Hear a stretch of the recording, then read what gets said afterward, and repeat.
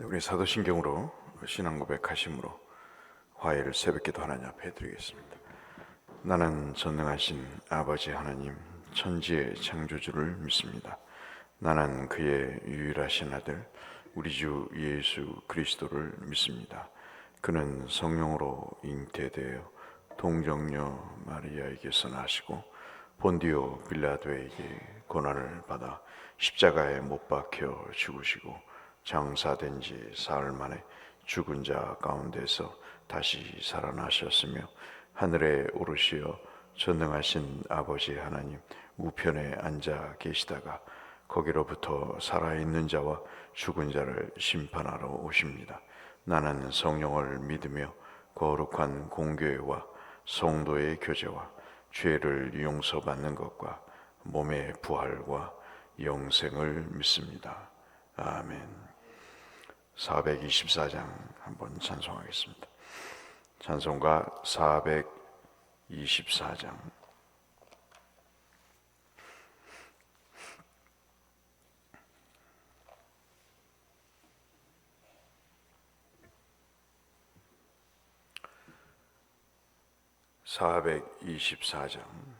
아버지여 나의 마음을 아버지여 나의 마음을 맡아 주관하시고 완악하고 교만한 것 면케하여 주소서. 온유하고 겸손하여 화평하게 하시고 망령되고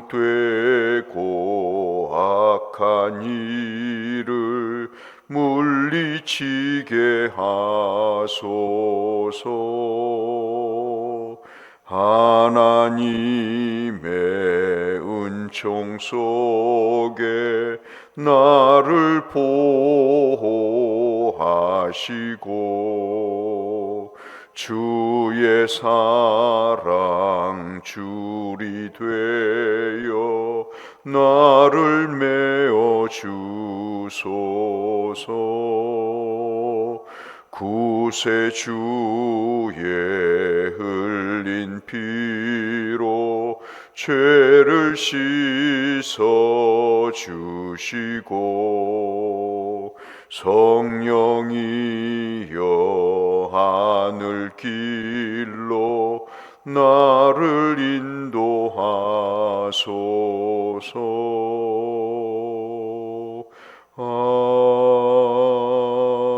아멘. 오늘은 창세기 26장 1절에서 11절의 말씀을 함께 보겠습니다.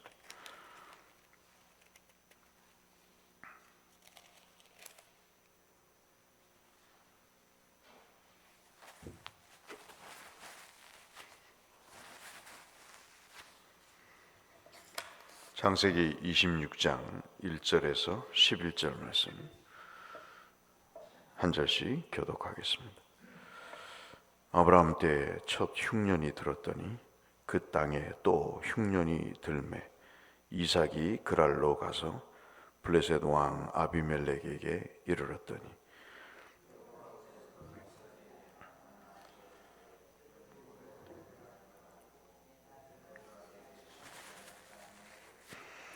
이 땅에 거류하면 내가 너와 함께 있어 내게 복을 주고 내가 이 모든 땅을 너와 네 자손에게 주리라. 내가 내 아버지 아브라함에게 맹세한 것을 이루.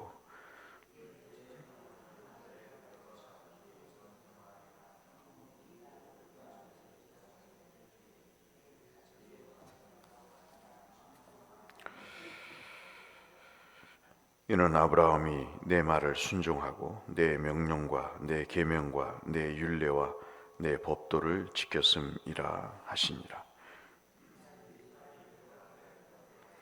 그곳 사람들이 그의 아내에 대하여 물음에 그가 말하기를 그는 내 누이라 하였으니 리브가는 보기에 아리따움으로 그곳 백성이 리브가로 말미암아 자기를 죽일까 하여 그는 내 아내라 하기를 두려워함이었더라.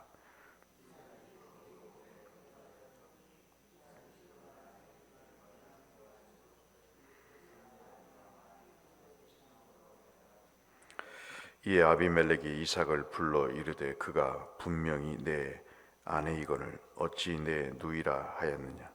이삭이 그에게 대답하되 내 생각에 그로 말미암아 내가 죽게 될까 두려워하였음이로다.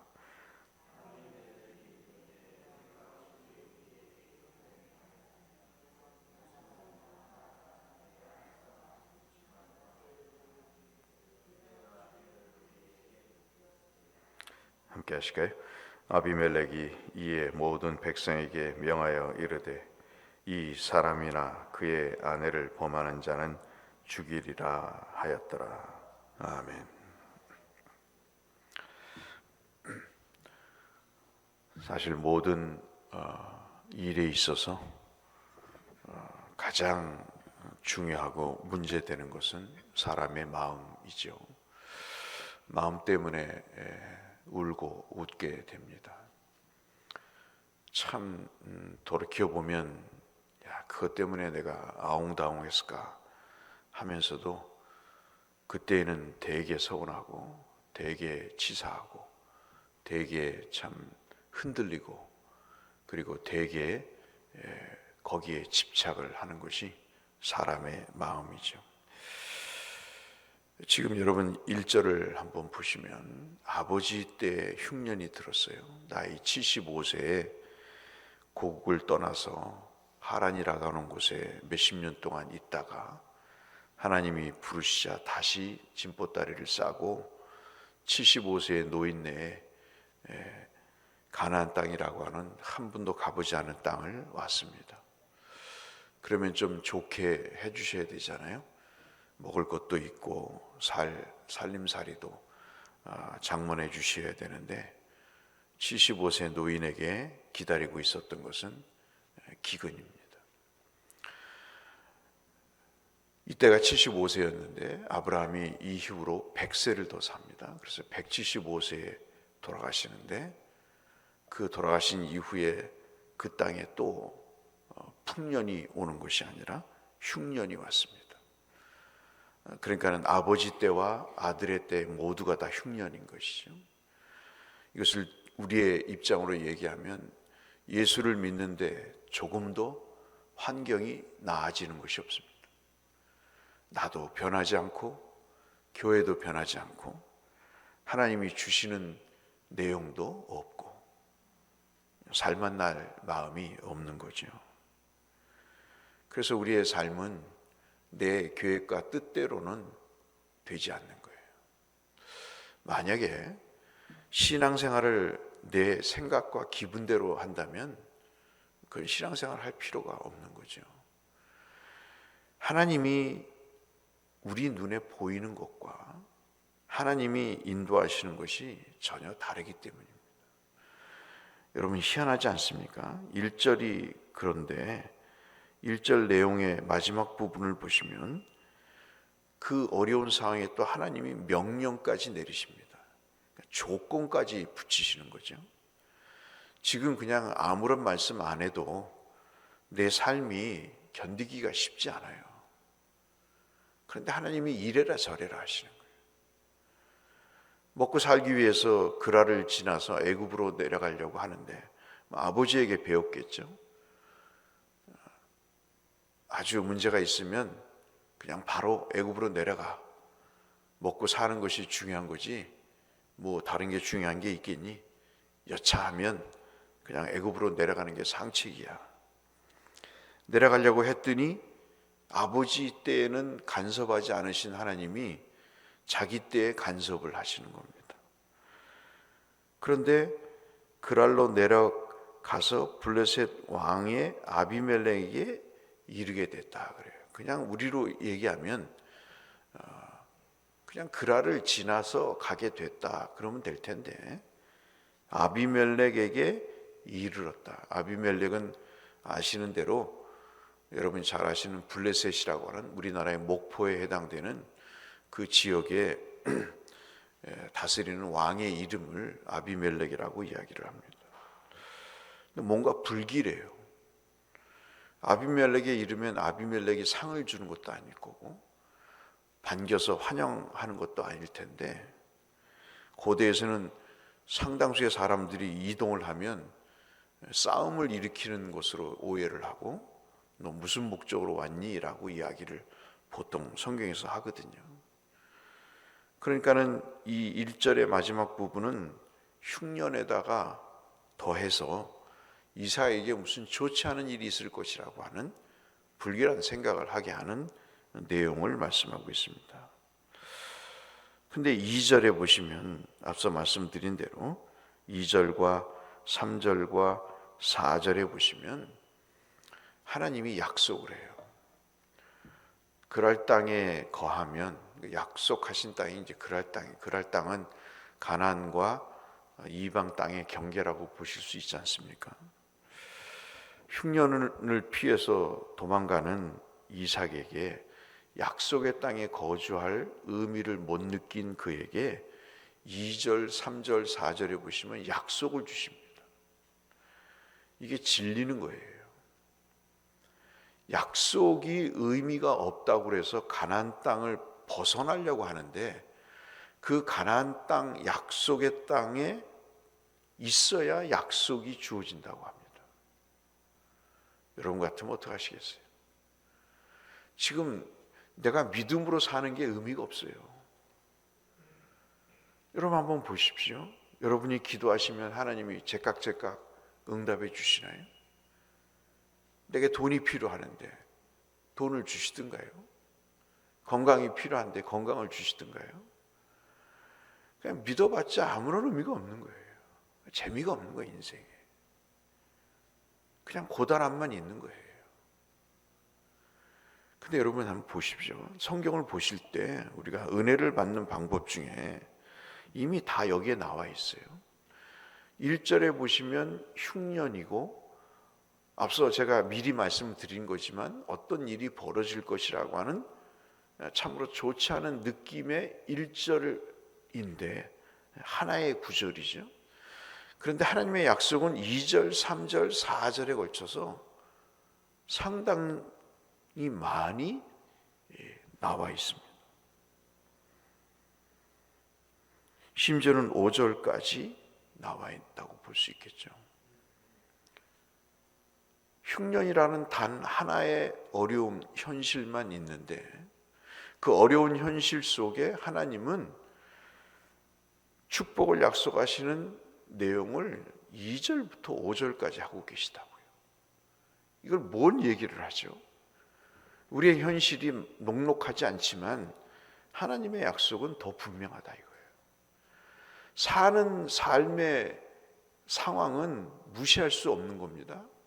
인간에게 치이고 돈에 치이고 그리고 건강이 약해져서 내 몸에 소망이 없는 것이 어찌 무시할 수밖에 없는 일일까요? 그 무시 못하는 겁니다.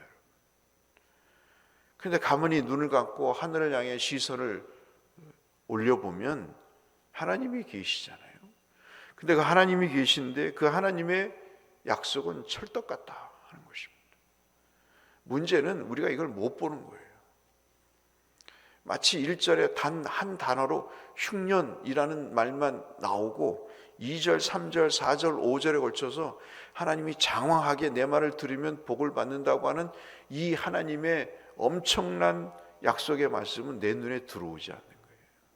정확히 말씀드리면 내 마음에 들어오지 않는 거예요.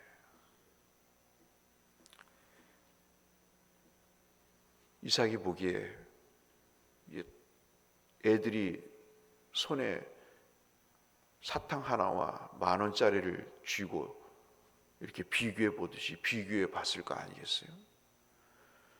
그래서 그 아래 거주를 합니다. 여러분 6절이 그 말씀이죠. 그런데 7절부터 우리가 잘 아는 아버지가 했던 못된 짓을 아들이 합니다. 그 이유가 뭐냐면 이삭은 좀 더 아버지보다 솔직한 것 같아요. 왜 그랬냐라고 아비멜렉이 왜 네 와이프를 누이라고 속이고 우리가 죄를 짓도록 유도를 하냐.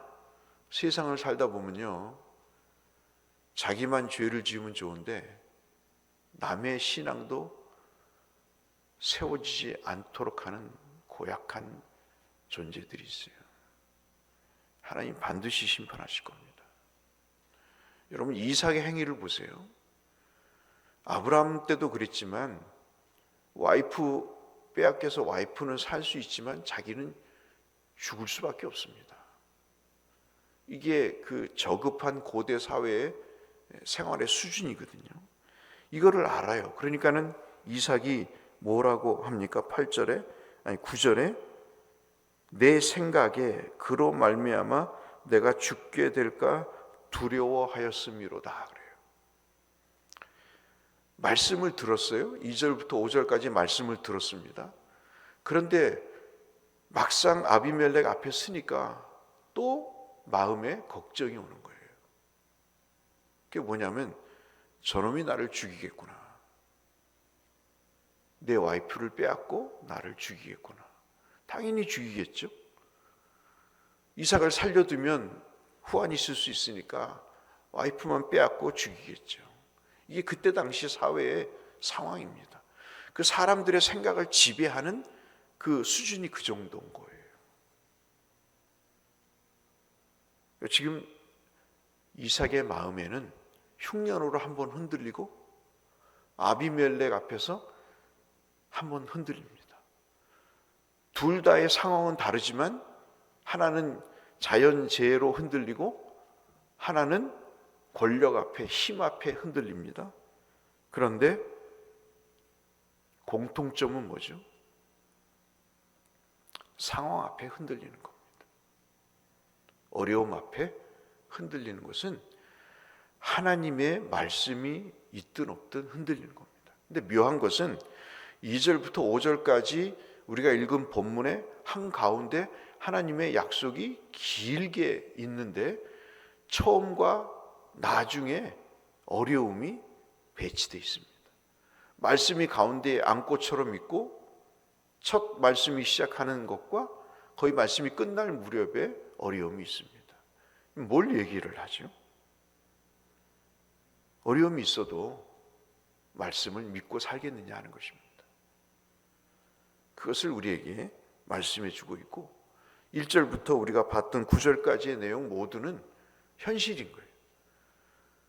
기근도 있고 살해 위협에 생명을 부지할 수 없겠다고 하는 그런 위협에 놓여 있을 수도 있지만 그 와중에서도 여전히 하나님은 우리와 함께 계시고 그 일을 통해서 말씀을 주심으로 하나님의 약속은 변하지 않고 우리 곁에 있다는 사실입니다. 그런데 여러분, 어떤 때는 불신앙의 사람들이 더 나을 때가 있어요. 애굽의 바로도 그랬죠. 무슨 칭찬받을 만한 일을 했다고 사라를 내어주고 돈까지 줍니까?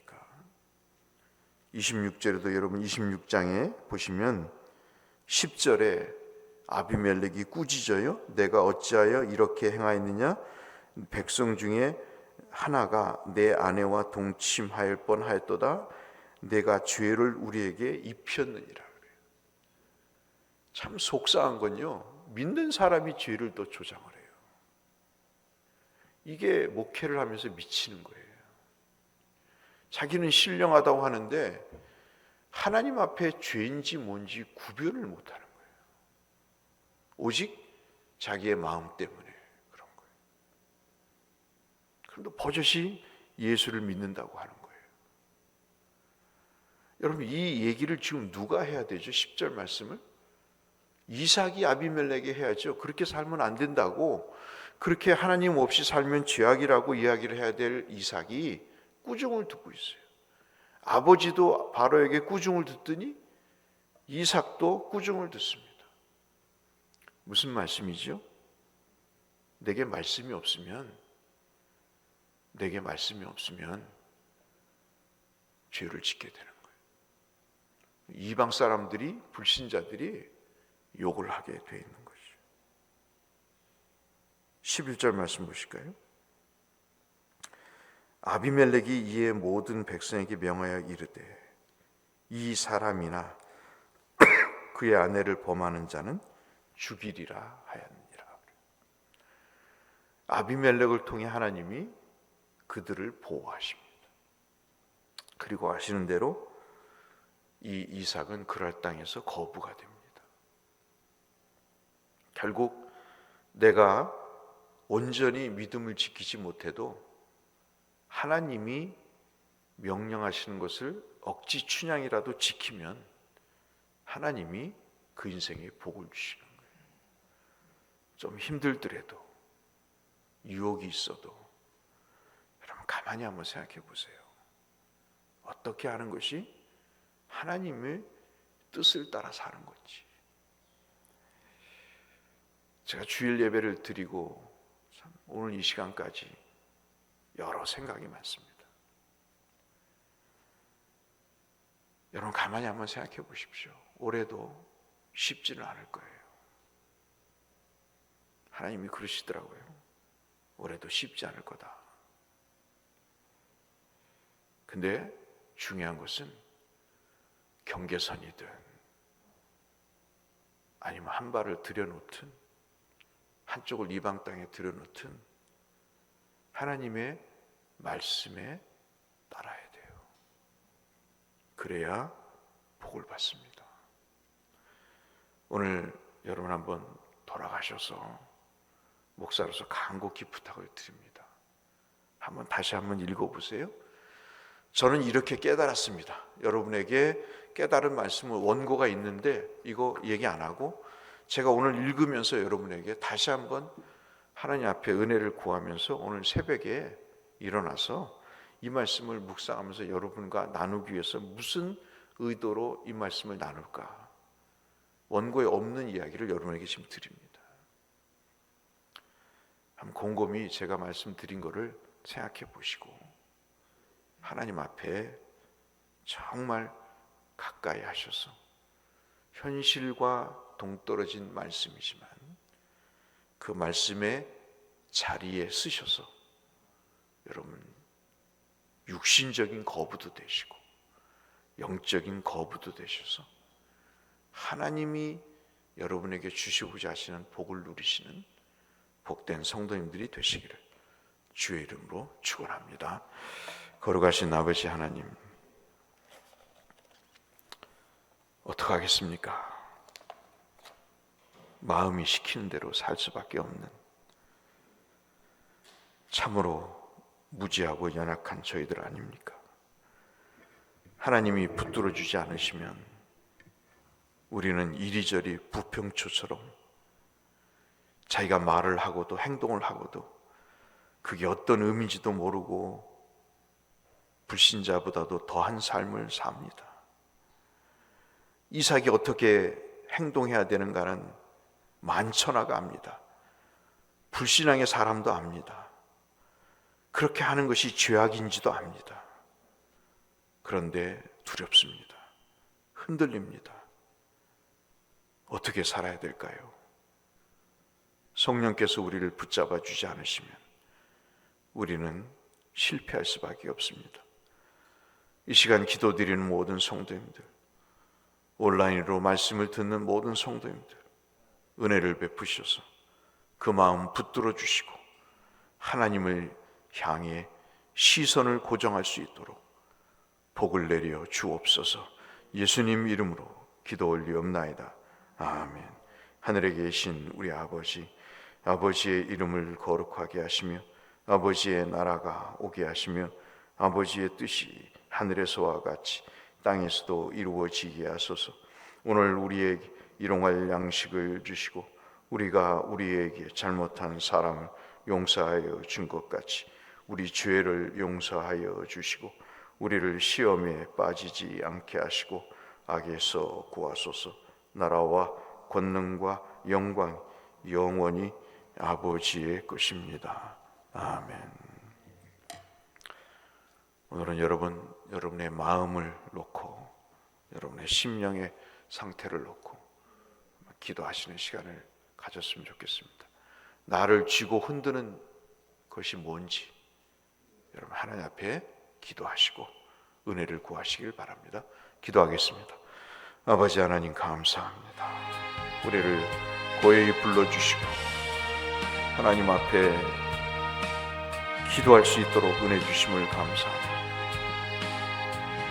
이삭의 마음을 뒤흔들었던 것은 흉년이었습니다. 이삭의 또 마음을 흔들었던 것은 생존의 위협이었습니다. 모두가 다 살아야겠다는 것이었습니다. 하나님의 약속도 말씀도 다 필요 없고 내가 살고 봐야 되겠다는 것이었습니다. 어떻게 사는 것이 하나님의 백성으로 사는 것인지 알려주시고 어디에 내 자리가 있어야 되는 건지 내 믿음의 발이 머물러 있어야 되는 것인지 알게 하여 주옵소서. 병든 자들, 연약한 자들, 가난한 백성들을 주님이 위로해 주시고 힘을 주시고 치료하시고 먹을 것과 입을 것과 쓸 것을 허락해 주시고 오늘 하루를 살면서 어려움 당하지 않도록 모든 성도들에게 주의 은혜를 부어주셔서 휘둘리지 않도록 주님 도와 주시옵소서.